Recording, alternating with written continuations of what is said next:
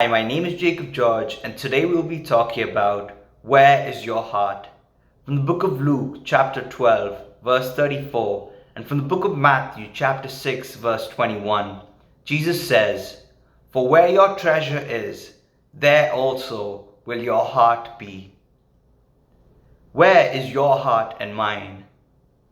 Is it in the possessions that we have?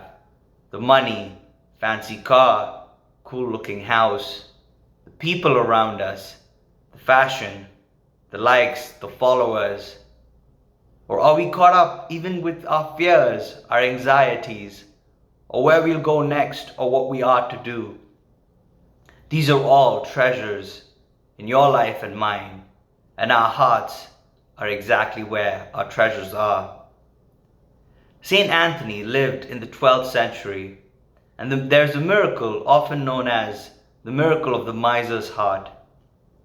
In this village there was a rich man, and when he died, his funeral was being celebrated with great pomp and prestige.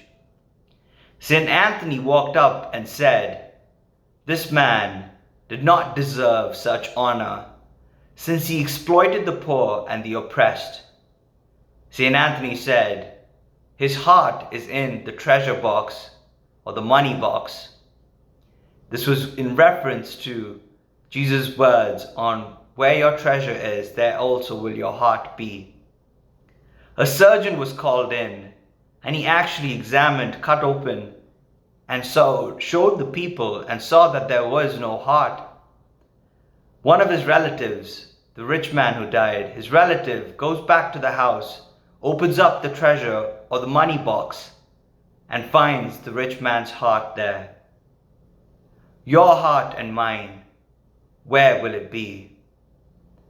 From the book of Proverbs, chapter 3, verse 5, it says, "Trust in the Lord with all your heart, and lean not on your own understanding."